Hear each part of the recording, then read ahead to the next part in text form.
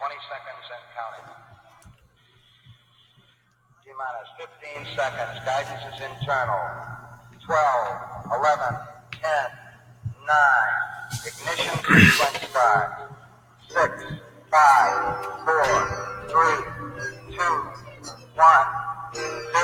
All engine running. Welcome to Footnotes, the podcast where I, Ezra Joseph Block, and my brother Jacob attempt to make better the wrongs of poorly written films I am not and currently. TV shows. I am not able to reveal my full name. That is. It's not review, it's reveal. I think that's the word that you're looking for. I said reveal. Oh, okay. Well, then there's something wrong with my ears, and actually, I'm the rude one. Welcome to Footnotes. Today, we'll be talking about Twin Peaks Season 2, and in all likelihood, this is going to be part 1 of 2 parts.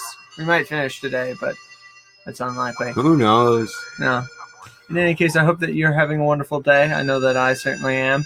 And if you're new to this podcast, because it used to be on a different channel than the one it's going to be uploaded on, the way we do things is basically we have a document and we write down notes, basically, and then we write down how we want to fix it in like a separate line. So today, should we give a little background on Twin Peaks? We recently finished it. Twin Peaks is a series directed by Mark Frost and David Lynch. Yeah, written also by Mark Frost. I mean, not solely by them, but they were writers on the project. It's a very special series. If you haven't seen it, you might want to watch it before we spoil season 2 for you.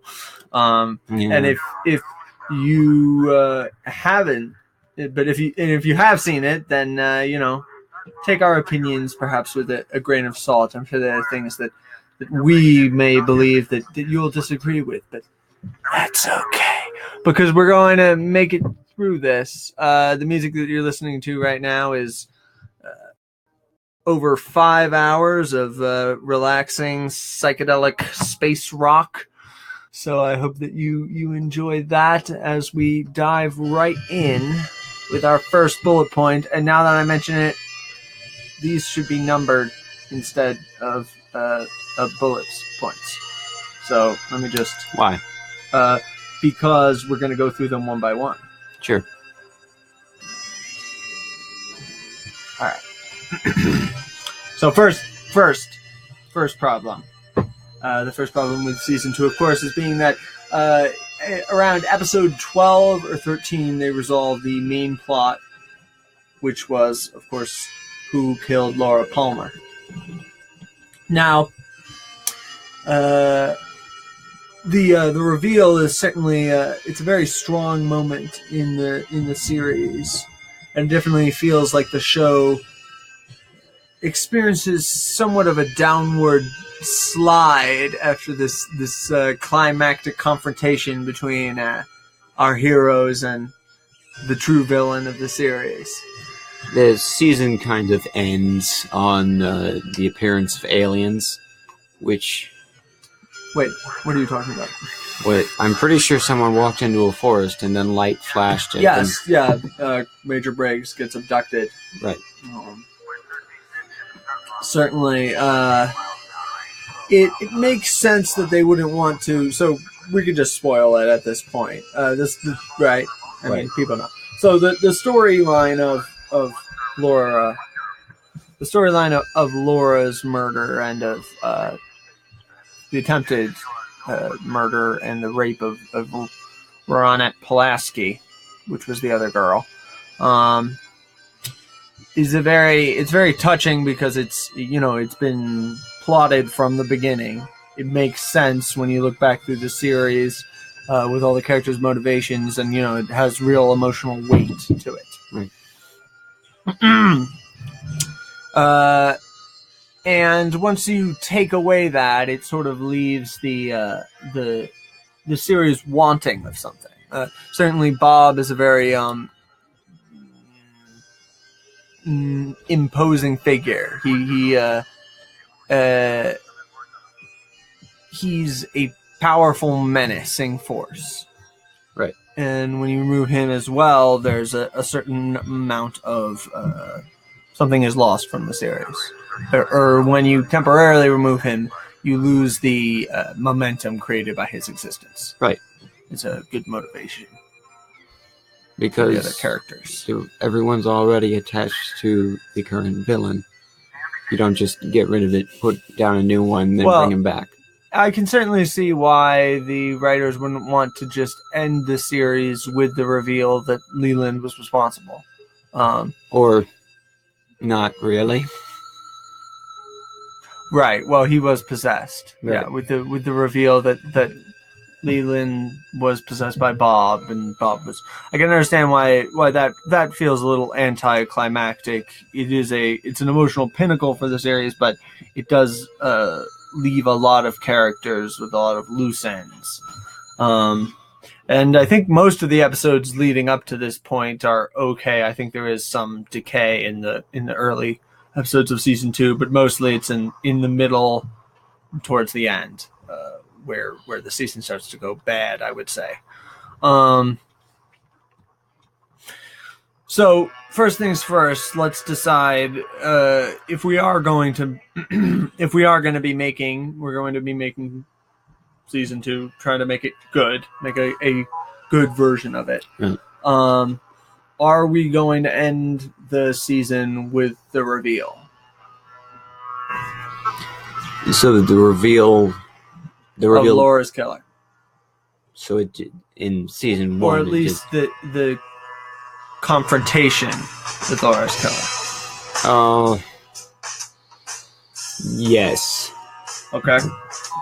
I think it'd be a lot more of a challenge if we were to continue the story along with what happened in the first season. Exactly how it happened. All right. Well, the first season had 8 episodes. Do you think the second season should have had 8 episodes? Yes. Yes. Yeah, the season was definitely too long. And you don't think there should have been a third season? There could have been, but I think their planning was dumb.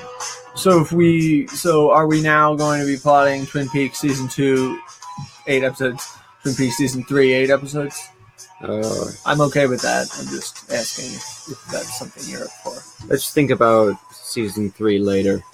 Yes. Okay. Right. So right now we'll focus on this. What I'm asking is, if season 2 concludes with the reveal, at least, Right. of Leland as the killer?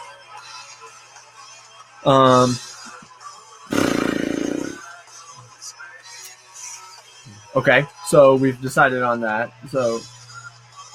And We should what take a secondary thing of notes. if the 2 episode season 1 ends with finding out who killed Laura Palmer? Then what do we do after that? That's a good point.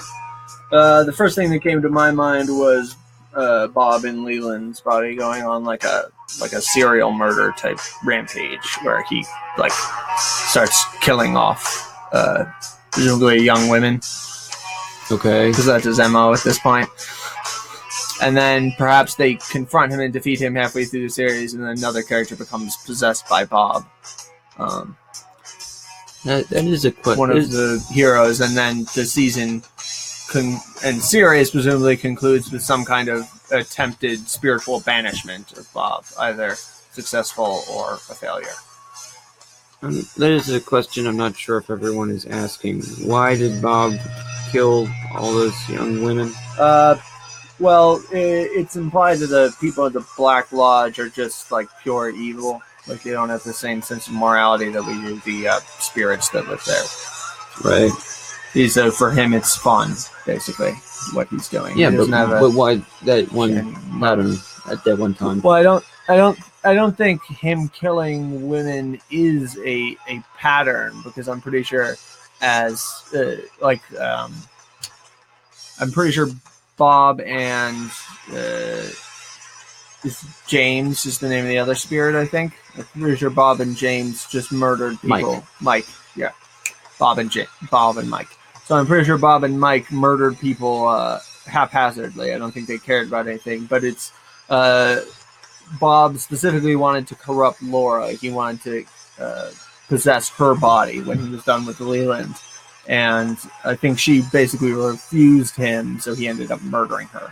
I think it's better explained in the film Fire Walk with Me, but we haven't seen that. So, but I believe that's... And then afterwards, he starts killing people who... So he kills Maddie because she looks like Laura, and then he wants to kill Donna because Donna is starting to act sort of like Laura did. Okay. Wow. So the season 8 concludes with the reveal of Leland as Laura's killer, and I think if he's going to be revealed to be her killer, the scene in which Maddie comes in and then we see Leland flash between Bob and he starts screaming and attacking her is I think that's a very good scene in the series. Do we want to have specifically that scene? Because I was thinking the best way to do this would be to probably have him murder Mrs. Palmer. And not Maddie? Yeah, well, he could kill Maddie later, but I think him just like suffocating her or something would make for a good conclusion to the second season. Well, I think Mrs. Palmer was useless. She did nothing. And Yes. I actually liked Maddie. I liked her character. I liked what she thought about all the other characters, especially what she thought of Laura. But It would definitely be more heartbreaking if Maddie died, but I feel like it's a better way to end the season to show that. Better way to show that Leland, and then you think it would be better if the season concluded with him killing Maddie? yes. Okay. Alright. With him murdering Maddie. There we go then. Alright, second question then. So in the first episode of so I think we've covered. I think we've done this one so far. So let me just X that out, and then we can check through. There we go. So this, I guess we can jump around between these. So Donna and James are not interesting or likable characters. This sort of ties into it. In the first episode of the second season, Donna starts, she wears sunglasses and she acts like she's Laura. Right. And she doesn't do that afterward, but do you think that she should be doing that do you think that should become her new thing, basically? Well, obviously, I think it should keep happening until something stops it. Yeah. Because that's how people think.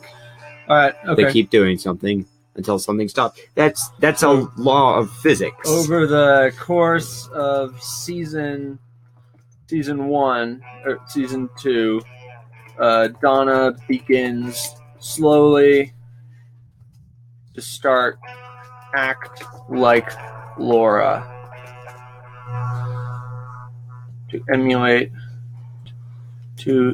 emulate Laura's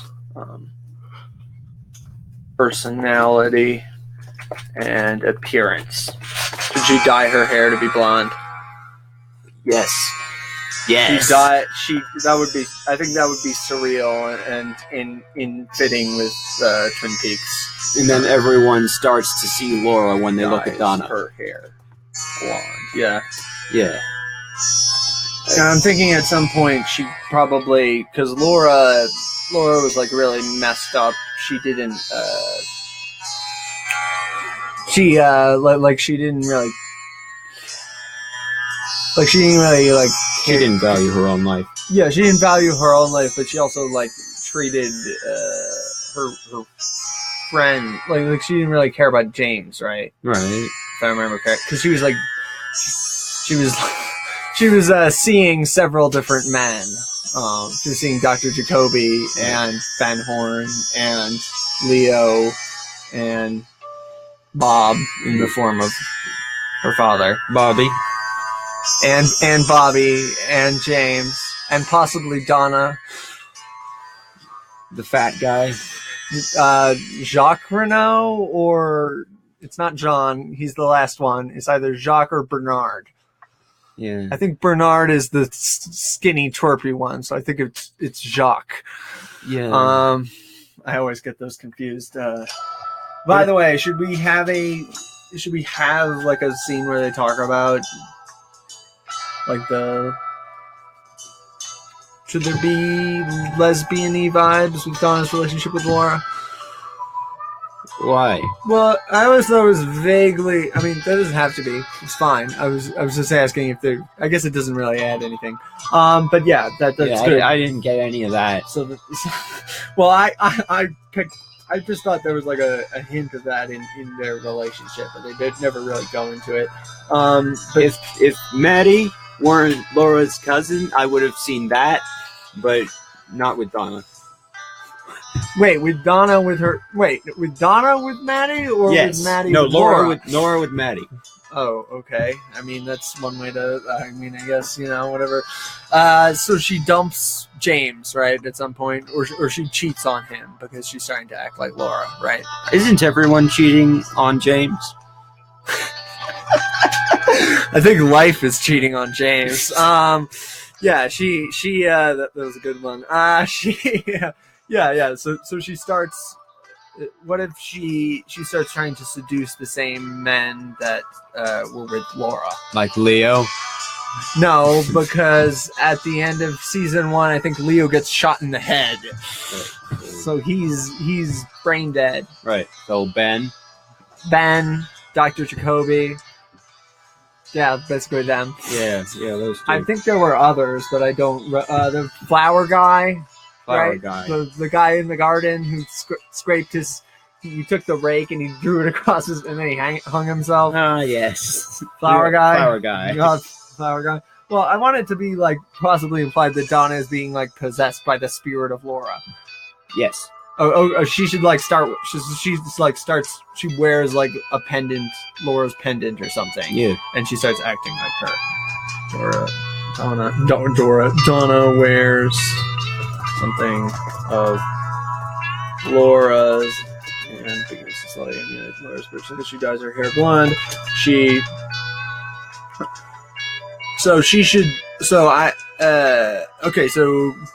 Well, the other thing is they don't make the reveal of Ben Horn having a relationship with Laura. It feels like it should have more impact, but in season 2 it really doesn't. There's like a scene where he explains it to Audrey, and then it's sort of ties in with him later getting arrested by the police, but it doesn't have a big effect on the plot in general. Should it, or should we just cut it out entirely?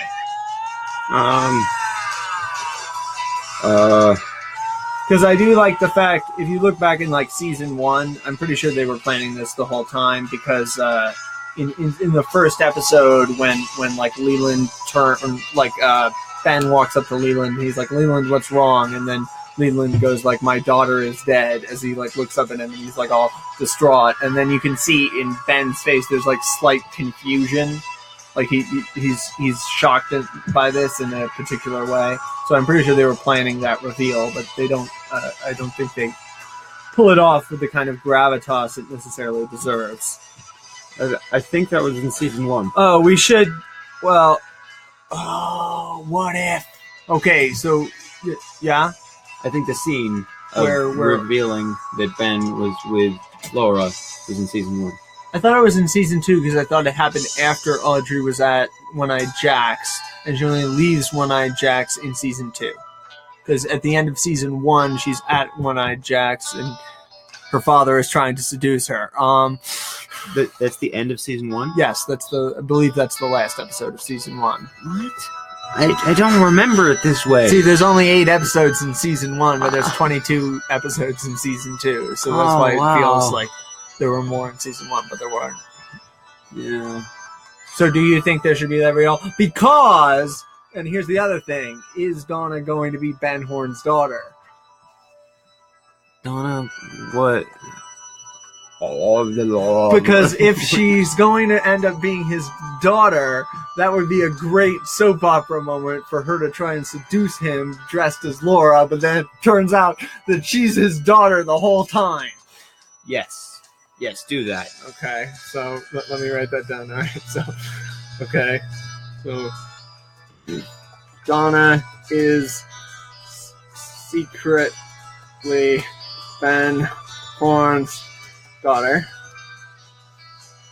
Okay, so when should we reveal that in the moment where she tries to seduce him, or should we reveal that earlier and then she tries to seduce him, or should we wait, or should she try to seduce him and he like refuses her and gets like super angry and we don't know why, and then it gets revealed at like the end of the season? Yeah, the last one. Okay. Concludes with a real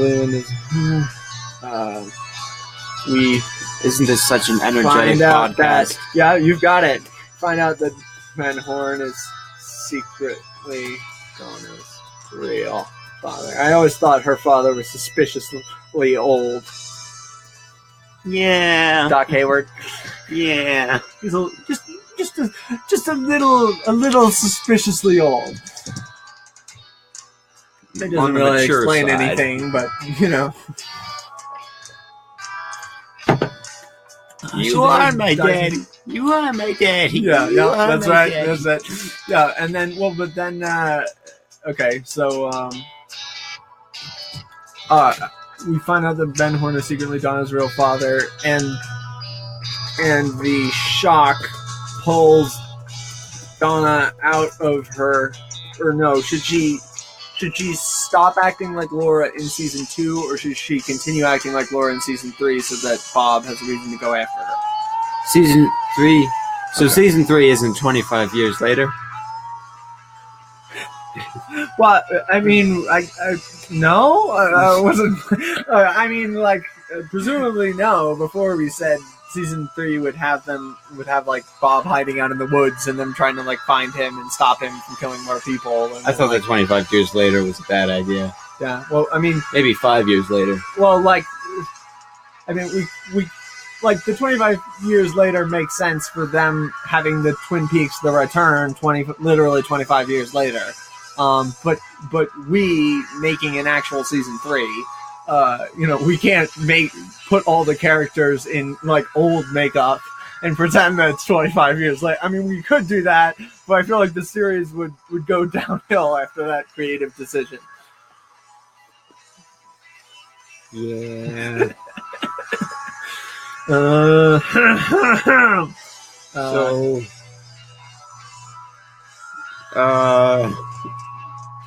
But does Donna find out in season 2 or no? Does she find out that Ben Horn is her father in season 2 or no? Yes. Does it create more tension if she doesn't, though? Let me take that. But the audience is questioning it by then. Well, I'm imagining like you're trying to find out why he reacted so violently to her, basically, like a crazy person, right? And then like it gets revealed, and like it's like hinted at in episode 7 or episode 6, then it's revealed in episode 8, but then Donna doesn't find out until later in season 3. Okay. I mean, she could find out, and it could not change her acting like Laura, but it seems like that would be like a really big like shock moment, maybe. That would like push her out of something. And then she would get possessed by Bob.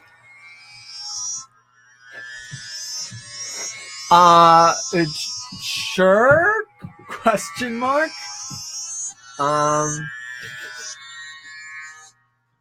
Or does she then go back to pretending to be Laura?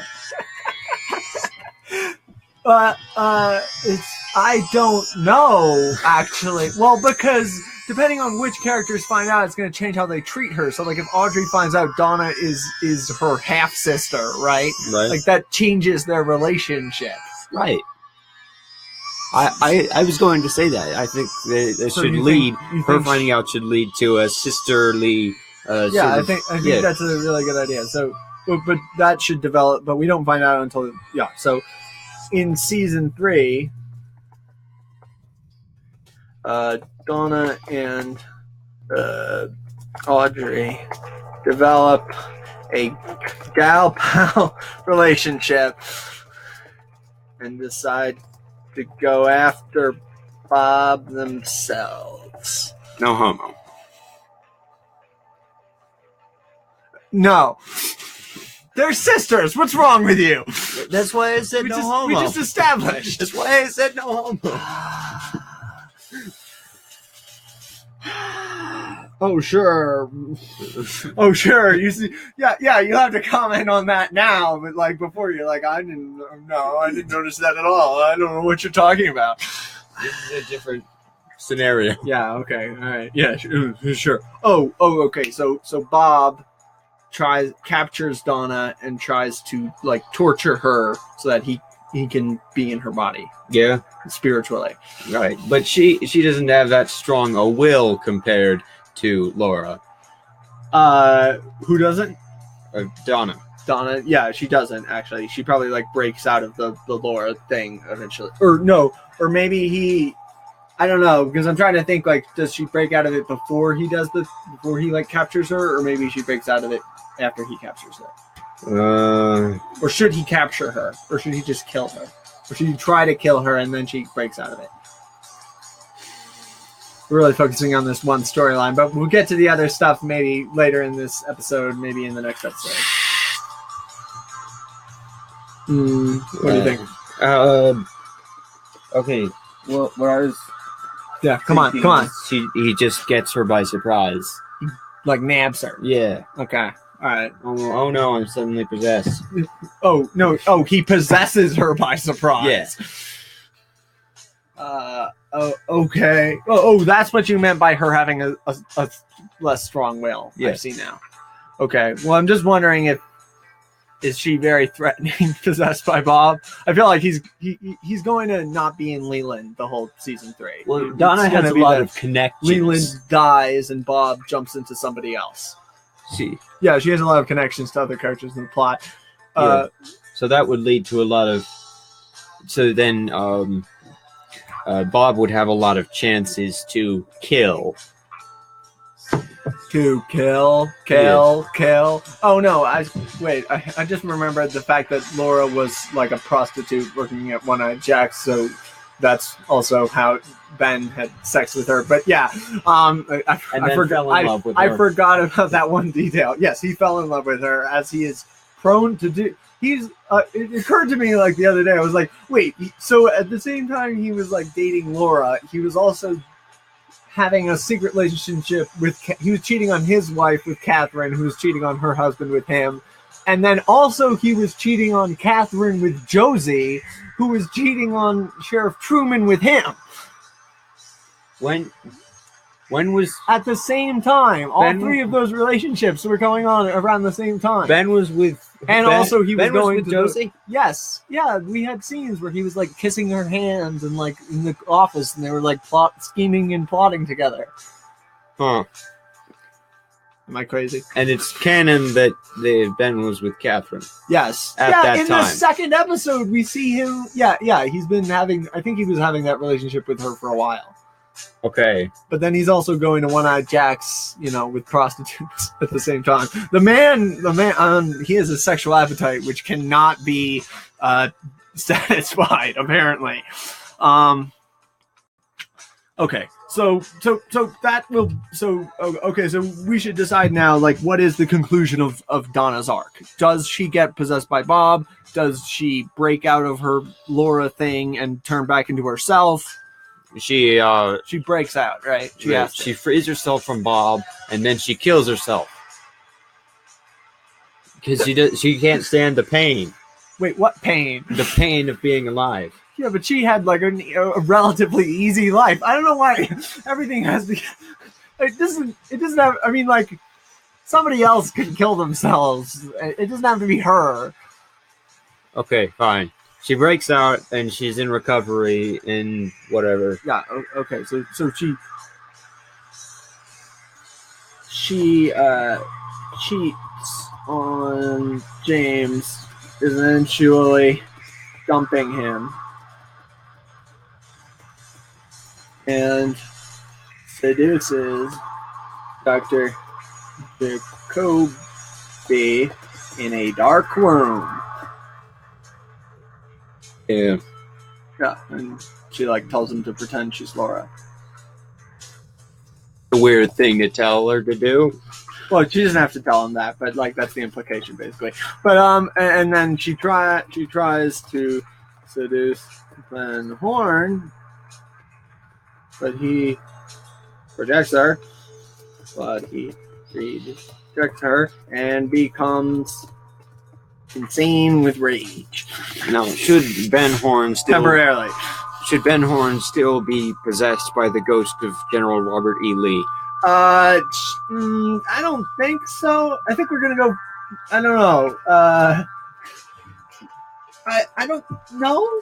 I'm gonna say no. Instead of Catherine dressing as a Chinese man, instead of Yellowface, yes. Could she reincarnate as a Chinese man? What if she just dies in the mill fire, and that's the end of her story?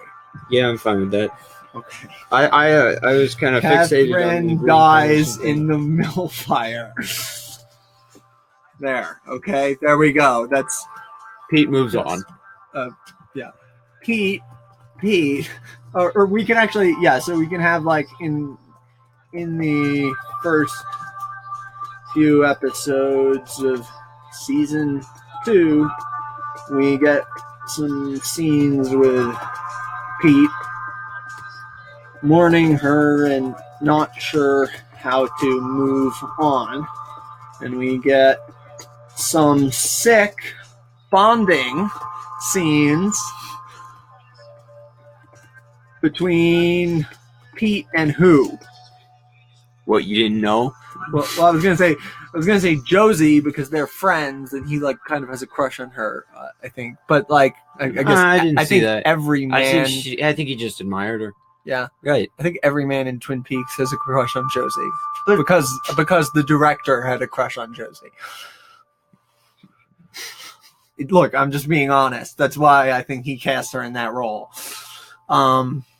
You don't think she was made for the role? No, I think she did fine for the work that she was given, but I'm pretty sure that the reason why that actress was chosen to play that part was because David Lynch wanted her specifically to be this sexy seductress, foreign seductress. Because I'm just being honest. Well, thank you for being honest. You're welcome. So should he be bonding with Josie? Yes. Yes. Yes. I think so. I guess I'm trying to think if he has any other relationships with people. I'm sure he does, but I can't think of any. What about Stewart? Stewart? Who's Stewart? Stewart Eckert. Oh no! First of all, it's not. Oh, Eckert. Yeah. Oh well, that's a wait. You're thinking of Catherine's brother, right? Andrew Packard. Yeah. Yeah, he is friends with him. So before we decide who Pete is bonding with, does Andrew Packard come back? Because as we wrote above,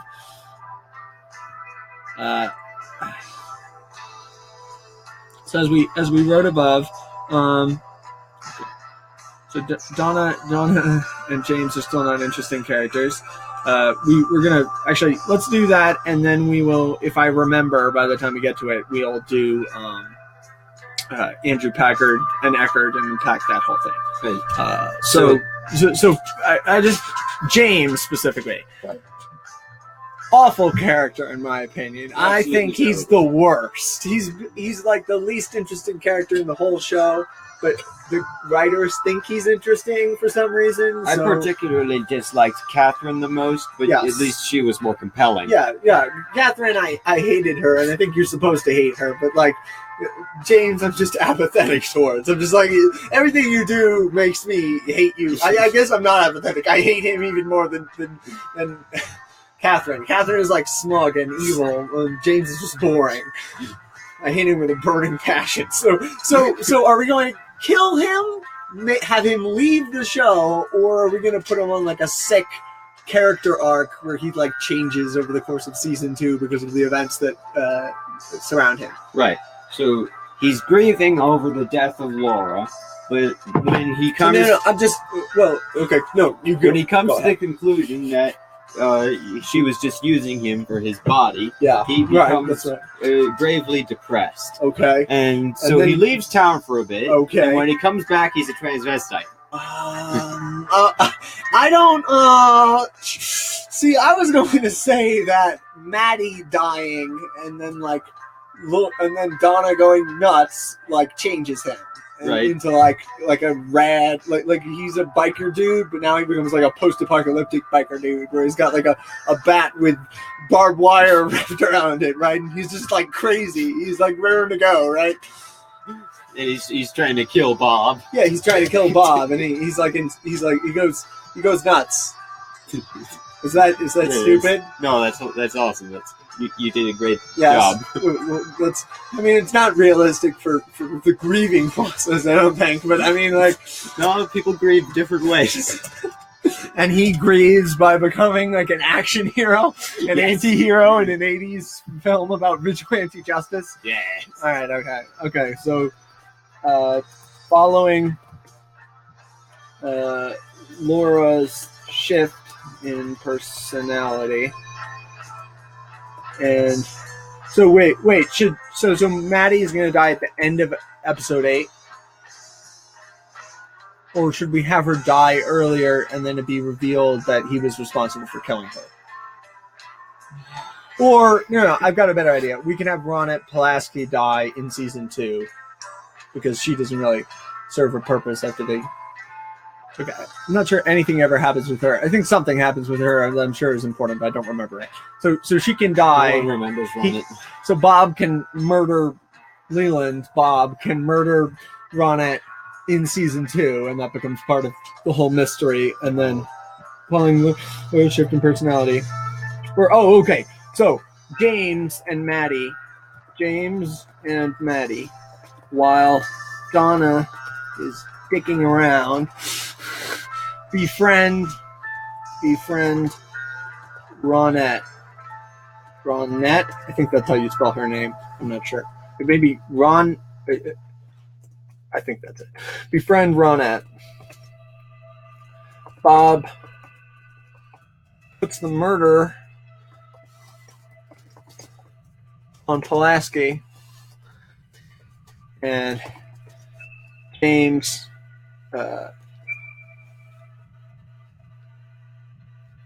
becomes distraught.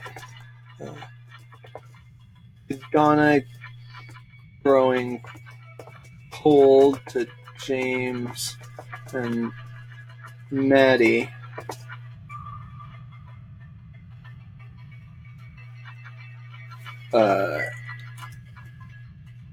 They become lovers. Ooh. James and Maddie. I thought it was implied. James and Maddie. I thought they were already together. Well, I don't think in season 1 they weren't. In season 2, they kiss, and then Donna's like, well, if that's how you feel about it, then I'm out of here, right? And then she walks off and finds Laura's grave and gives her the whole like, why are you so important speech. Was that Donna? Yes. Yeah. Okay. Thought it might have been Maddie. No. I mean, I can see how you would be confused, but no, it was Donna. Okay. But wait, Maddie walks in and finds James and Donna kissing, and then she runs out. It doesn't make any sense. No, it wouldn't be caused by that. No, okay. I get you. All right, so well, I was thinking then like James and Maddie can become a couple, and then Maddie can get murdered, right? And then James, goes nuts, right? Right. Are we sure we want to wait until the end of season 2 to kill Maddie? So just want to kill her earlier to get the. You think while James and Maddie are intimizing, Okay. in the middle of that, Bob kills Maddie. While James and what? Not at the same, not Well, James while that's and happening, but in the James and Donna are. James and Maddie. Well, James and Maddie are getting. He murders Maddie like a slasher villain in an 80s movie. Yes. Then wouldn't he see his face? He doesn't wear a mask.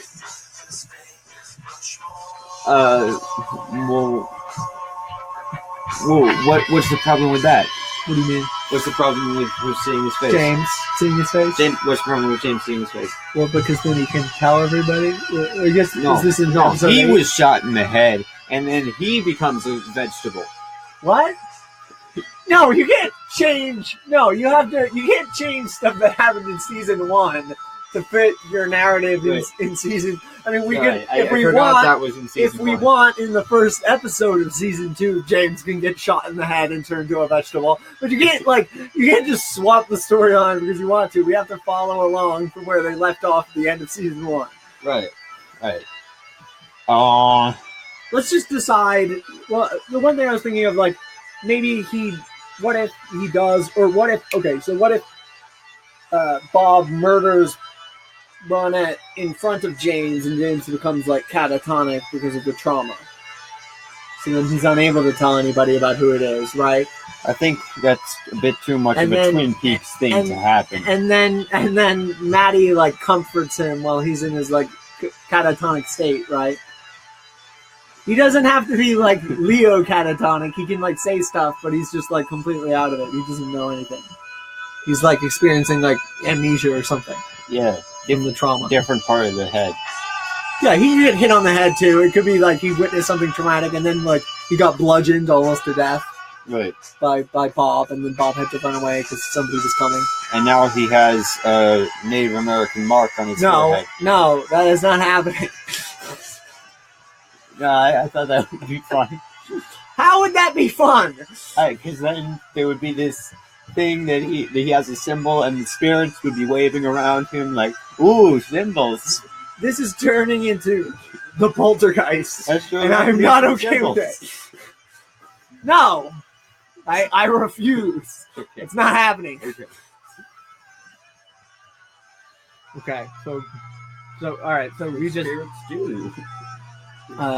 Okay. James leaves Ronette's room to get her a glass of water. When he comes back, Bob/Leland is murdering Ronette. He tries to intervene, but he gets thrown back into the wall. Yeah. And knocked unconscious. And then he trips on the amnesia gun that gives him amnesia. When he wakes up, he's in a state of confusion and catatonia, I think is the word. Catatonia. There we go. Maddie looks after him. Oh, okay. So in episode 8,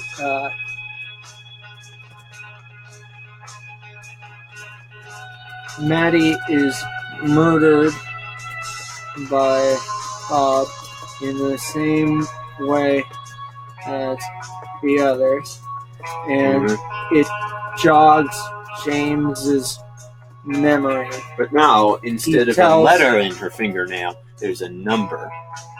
What does it mean? What does it all mean?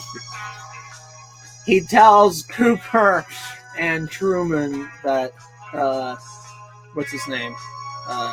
Leland is responsible. But not really. Well, he doesn't know that. He thinks Leland is just a murderer. But he has a suspicion that it's his spirit doing it, right? What? James? Cooper. Oh yeah, Cooper probably is like there's some supernatural thing going on here, but James is just like Laura's dad is a murderer. Yeah. Yeah. Okay, so yeah, I think we've okay, I don't think Ronet's name is spelled that way. It's one way or another. All right, so let's figure out. So we've got, I think, for season 2 at least, we've got Donna's arc, Maddie's arc, James's arc. Okay, we'll maybe we'll we'll get some more in part 2. But this is making me think. So what are we? First of all, let's get a couple things out of the way. So Leo. So we can't kill everyone, right? I mean, there won't be enough characters left in the show I mean, I guess it's only 8 episodes, but each episode is like 45 minutes Unless long. in the 3rd season we're in a completely different town with different people. It's still called Twin Peaks, James. Yeah, it's another Twin Peaks. Okay. Yeah, sure. Right. Okay. It's on the other side of the Twin Peaks. So there's Nadine who tried to commit suicide, and then there's Catherine who was in the mill fire, and then there's Catherine who was in the mill fire, and then there is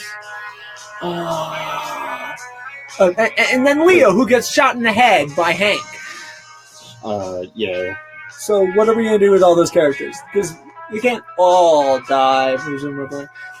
Well, Leo's gonna die. Yeah. Yeah. Hank could die. Right? Hank doesn't get... Nothing happened to Hank. Yeah, but he could die. I mean, yeah, he can die eventually. I'm fine with that. But look, wait. So Leo gets shot in the head and he dies. Yeah. Okay. All right. So Leo and Catherine are both dead at the start of season 2. Right. Leo dies of the head wounds. What about Nadine? Nadine survives. Where's Nadine? She, the red-haired woman with the eye patch, who is Big Ed's Nadine. wife, That's commits she dies suicide at the end of season 1. And he goes to the hospital, and she believes she's a 16-year-old. She could die. Well, I don't care about her. Well, no, I don't care about her either. But we can't just kill all of them. Like one of them has to survive, surely. Between Leo, Catherine, and Nadine dies, Nadine. But then 3 days later she comes back from the dead. How about no? How about a hard pass on that idea? I don't know. I think it could go pretty well. What if Nadine turns out to be an no? For a second, I was like, what if she turns out to be an agent of Eckerd? Well, then I thought about it for 2 seconds, and I was like, that doesn't make any sense. Why did she commit suicide? I don't know what I'm talking about. So stupid. Okay, well, Nadine is not a good character. She's just not. Like, I don't know why the music stopped. Oh, it just got. Okay. Sorry, it just got softer. Is all. Well, the other thing is, I don't want Leo. We're not gonna have Leo like stumbling around going in a wheelchair like for 8 episodes. That's not happening. It's a bad plot line. That would be a bad thing. Yes, I agree. And then, but like we hate Catherine, so she can. I don't know. I don't want to say any of them. But like I feel like it would be bad to just cut them all out because there's like story potential resolution there. I don't know. I like Catherine dying because then Pete gets scenes where he's like mourning her, like dealing with the loss or whatever. Okay. The thing about the Nadine story arc is she was miserable at first, but then when she got amnesia, she did all this stuff, and she got with Mike, with Mike, and they were kind of sort of happy together, and I liked that they had found some sort of contentment in this freaky mess. She was very annoying, but yeah. So that was what if after she commits suicide she gets like a new lease on life, right? And she becomes like the perfect wife for Big Ed. and that creates a trouble because then he 'Cause feels Big Ed is- guilty for cheating on Nadine. Well, he already felt guilty for cheating on Nadine. But now yeah. extra guilty. Well, yeah, extra guilty, I guess. Sure. Okay, all right. So Nadine does not die. So Leo dies. Is that it? He dies. That's the end of Leo. Yeah, that's the end Okay, of Leo. so Catherine But is his dead. spirit. What if Leo doesn't die and he comes back as an agent of Eckert? I'm just throwing shit at the wall at this point. Not ideas at the wall, shit at the wall. Okay, so Nadine. Nadine gets a new lease on life when she wakes up from her coma and she becomes warm and kind and less unstable. More stable. And more stable, creating tension. And she becomes a Between- world-famous entrepreneur. Okay. An inventor. Like the curtains thing Yeah. actually pays off. Yeah. Yeah. And then she just becomes like an inventor in town and like And okay. then, and then she invents a super bazooka that can kill spirits. All right, okay. Just you need to like I don't know what you're sabotaging us. You're worse than the writers of the actual show. Creating tension between Big Ed and Norma. There we go. What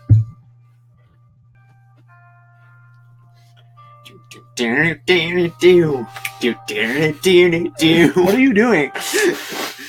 Ghostbusters. Oh, okay. Sure. Oh, because of the, I see, yeah. That makes sense now. Oh, because it can kill, yeah, all right, okay. So Catherine's dead, Leo's dead, Nadine gets a new lease on life, creating tensions between Big Ed and Norma. Do we want to go into Big Ed and Norma's plot? I mean, we don't have to go through every Who's plot Little Ed? line. We can, what? Who's Little Ed?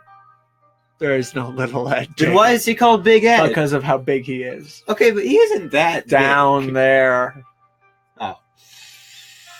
Well, I mean... You can't see it, listeners, but I'm lifting and lowering my eyebrows in a very suggestive manner. And now the cat has come in because, yeah, why not? So now we decide Andrew Packard, is he going to be alive? I mean, I guess with Leo gone and Catherine gone, there is room to bring in another villain. Does Andrew have to be a villain? Well, I'm assuming he's not like a nice guy. Yeah, I mean, he has an agenda, sort of a vendetta to kill the Stewart, but... Stewart? No, I don't think Eckerd's name is Stewart. Is it Stewart? I don't know. I think it's Stewart. Okay. Okay, to kill Eckerd, and then... To kill a mockingbird. I got it. I got you. To kill an Eckerd bird. But after... So that happens, and it gets in the way of some other stuff happening. And So Andrew and Eckerd are going to both show up.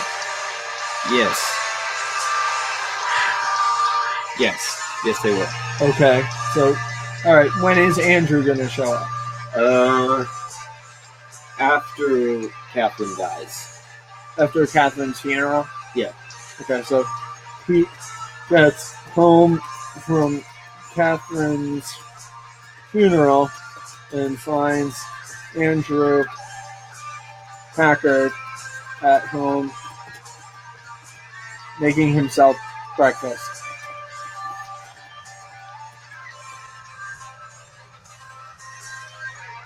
Or Uh-huh. a puzzle was introduced at the beginning of the season, and now once they solved it after Catherine died, then he appears. Who? Andrew? Andrew appears after the puzzle was solved.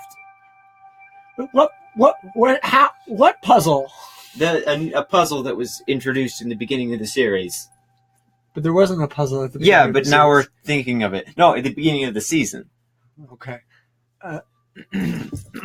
Why would Andrew be like, answer me these riddles 3 and you will get to finally see me. I don't get it.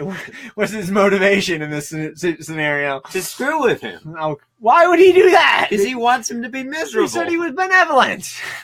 No, I didn't say he was benevolent. You said he was an okay guy. No, I didn't. You said he's not an okay guy. Oh, okay. I wasn't disagreeing with you. All right. Well, wait. Is he making Eckert solve the puzzle? Yes. Oh. Well, is Eckert going to be like hanging around? He's just like, hello, Agent Cooper. Just off to fix my laundry down at the laundromat. Do you have any spare quarters? No? Well, carry on your... Still on the murder investigation, He's going to dress in a lot of different costumes okay. and talk to all right. Okay. Wait, Andrew. So Andrew just becomes Wyndham Earl. Yes. Andrew is just dressed as random people showing up and... Yes. Yes. You don't like that? No, not really. Not a huge fan of that particular plot line. I mean, I would be okay with... I don't know. I don't think so. No. Well, let's determine. Okay, so when he shows up, what's going to change? Is he going to be like, Josie, I know you tried to have me murdered, or is he going to be like, no, Josie, it was an accident. Of course, it was an accident. Why would anyone say it wasn't an accident? But he knows it's not an accident, and she knows it's not an accident, but neither of them will admit it, like in front of Pete or in front of each other just yet. Right. I prefer the first one because I think he's sort of a direct guy. He likes to get straight to the point. Yeah, he blames her. As long as he's actually there. So what's she gonna do then? Because I don't like the whole plotline of her becoming basically useless. Like she doesn't do anything. Like she has no. There's no character growth for her. Or like room for her to move. She can't be proactive the way she ends up. Does she run away or? Yeah. What if she becomes homeless and she starts to hide in the school? Why would she? Because she's homeless. Wait, why would she become homeless? Because she ran away and she doesn't want to. Well, I'm fine with her running away from Andrew, but specifically she becomes homeless and she goes to school. Not so keen on that particular idea. She has nowhere else to go.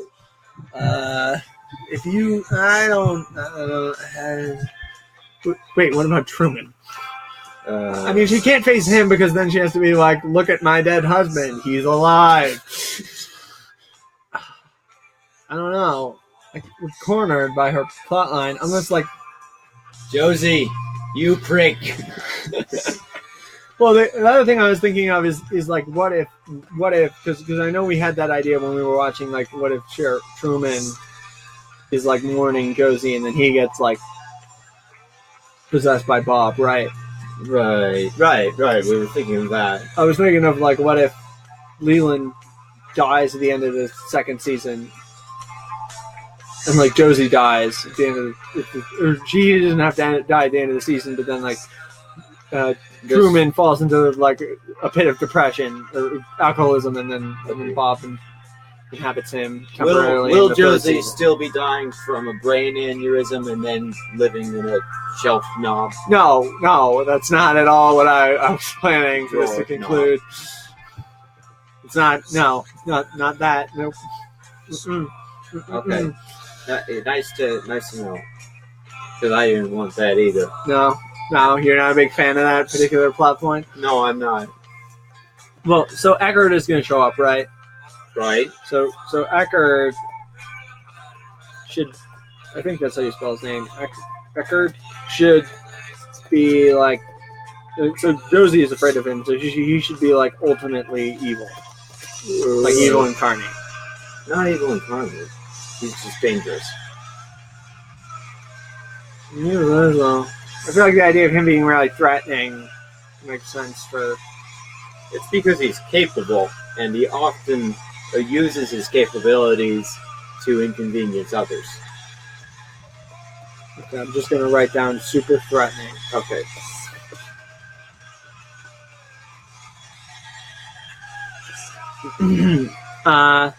So what are we gonna do? So I mean, specifically with that plot line, like Josie runs away, or does Josie run away, and then like Truman finds out that she lied, and he falls into his alcoholism. But then she comes back, and then she comes back in like the third season. Yes, that. Okay. So does Eckert show up in the second season? You think, or does he show up like at the end of the second season? He shows up at the end of the second season. Okay. And then he's a recurring character in the At third season. the end of the second season, and is a recurring character in the third. So do you think Eckert should be like he puts?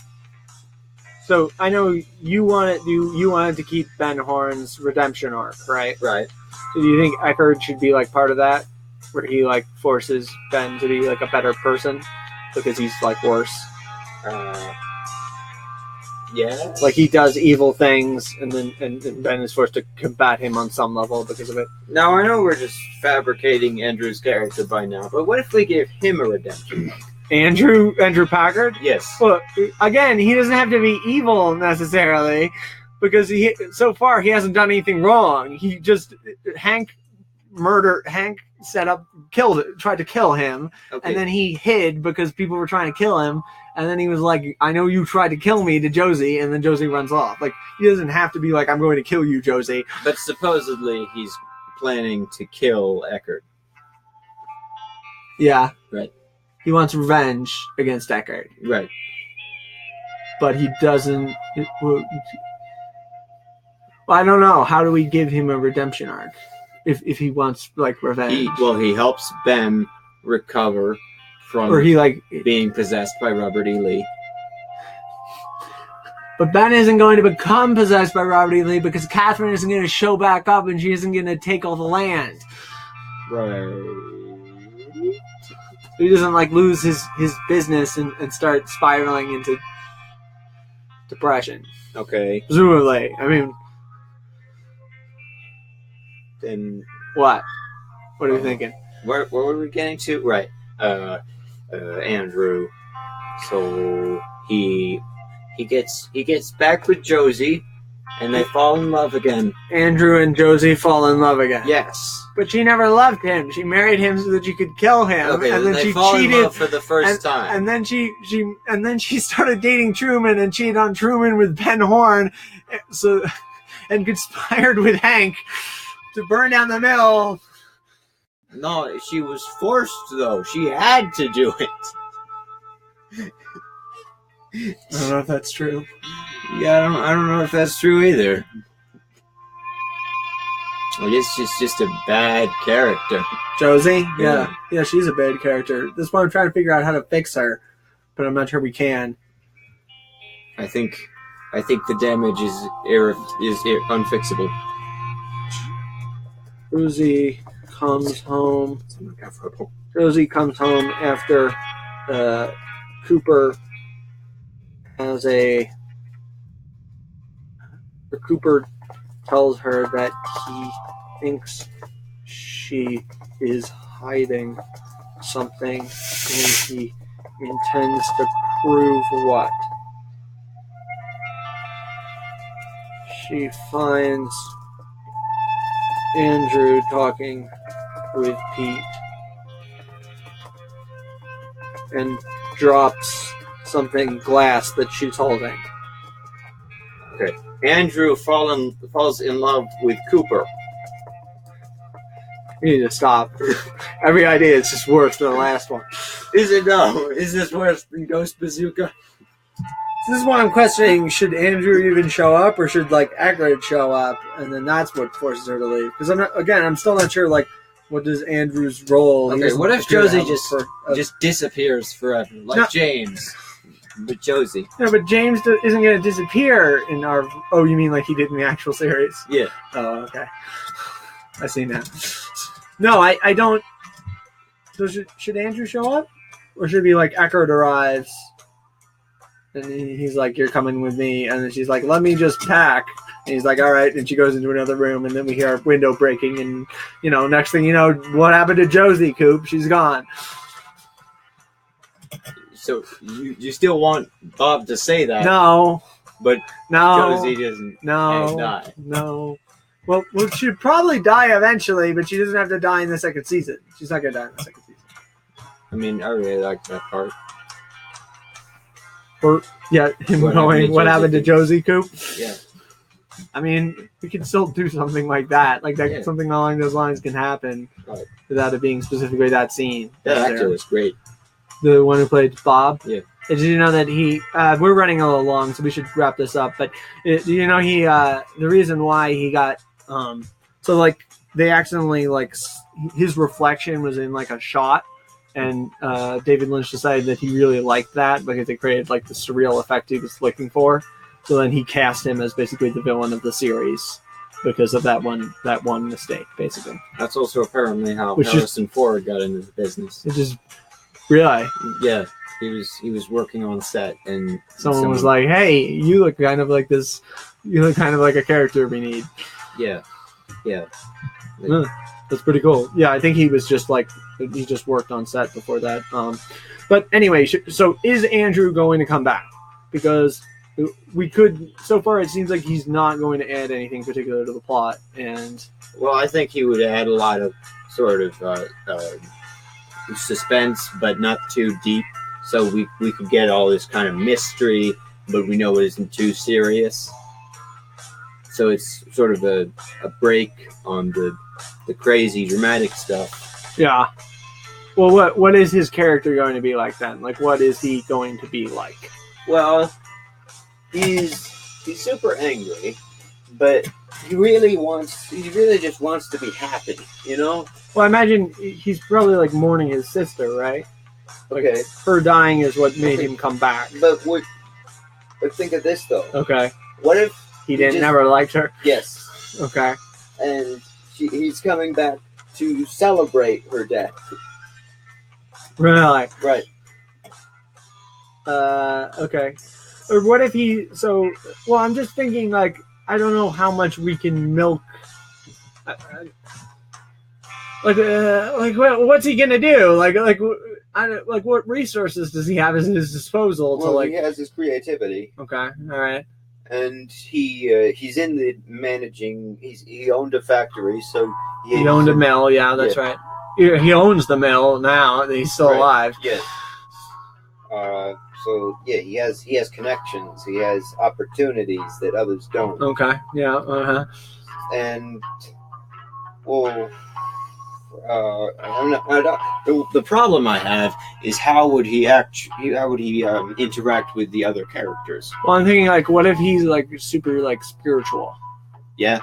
Like, what if he's like really like into the spirit realm and all that? Like he's into the native lore, basically. Okay. That's like his character. He's very into that stuff. With the stuff that I also said. Yeah, sure. Okay. Well, specifically, what personality traits? Yes. Because I was imagining he can have like a soft spot for Pete, basically, where he's like, "We're gonna set you up with someone because this is not going well for you." You know, like first Catherine, that relationship was awful, and then Josie, all the relationships are awful. It was well, you know, and then Josie, and that wasn't very good. So we're gonna set you up with something better, right? And then he sets him up with like Norma or something. I don't know. I feel like that could be a humorous plot line somewhere during the show. But I'm just questioning, like, I guess he shows up and then like he has to like talk to Ben Horn. He's like, I own the mill now and things are gonna change. Mm-hmm. Right. I'm just yeah. So what if he doesn't want revenge against Eckhart? Because Eckhart doesn't show up until the end of the second season. Okay. So he's only coming back because of the funeral. Andrew is laid back, mostly okay guy with a lot of spiritual tendencies. But he's really sensitive. He's like sort of who is sort of genial and soft spoken, but but can be threatening when he needs to be. Yeah. Well, I'm just wondering, like, what's his motivation? What does he want in this great scheme? Does he want to complete the Ghostwoods project? What is the Ghostwoods project? So basically, the idea is they're going to burn down the mill, or I guess that's right, the mill got burned down. Well, it doesn't get burned down because the firefighters stop it. I think it like survives because I know like later, Josie, after the series, Catherine sells it. But the idea is the mill is supposed to burn down, so then the land that the Packers own becomes useless. So then they sell the land to Ben Horn, and then he builds like a giant, like a country club, basically, with like golf courses and stuff in that area. Okay. Like this big development, and you get all these investors from Norway. But Ben doesn't want to do that anymore. Well, you didn't want to do that anymore in this series. Presumably he's not gone through his redemption arc yet. But he will be going through at the time, right? But what's going to make him go through the arc in this version of events? Okay, well, first is going through seeing his illegitimate daughter break down and get possessed by an evil spirit. Wait, I thought we said she wasn't going to get possessed. What? We did? You said that? I thought we said that she wasn't going to get possessed. I don't remember deciding. Look, she can if you want, but I thought she was. I mean, well, that's like in season 3 at least. Like Bob doesn't possess Laura until season 3 at least. Okay, so that isn't part of it. He could be Audrey doing in all of it could this? be that. Oh, I've got it. Okay, so Andrew tries to stop Ben Horn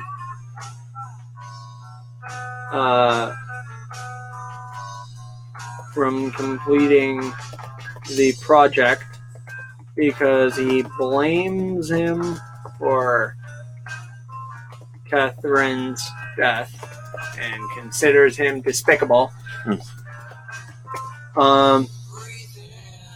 Leland goes back to work as an extremely slimy and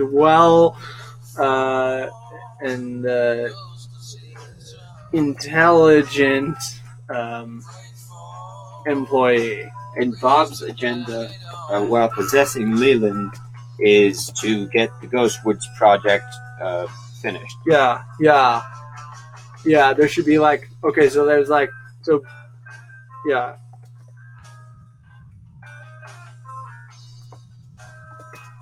So there's like, there should be like, there is a totem on the land which like binds him.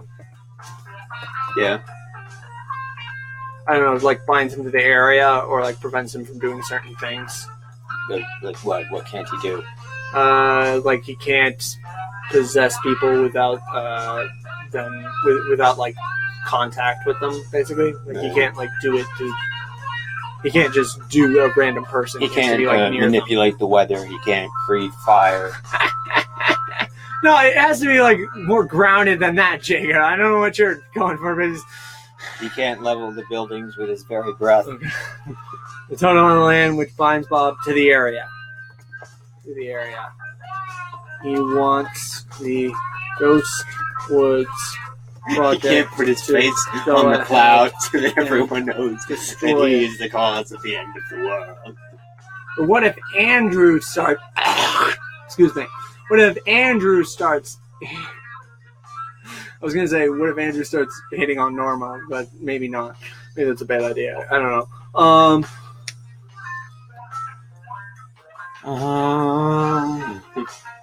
No, probably not. I don't think so.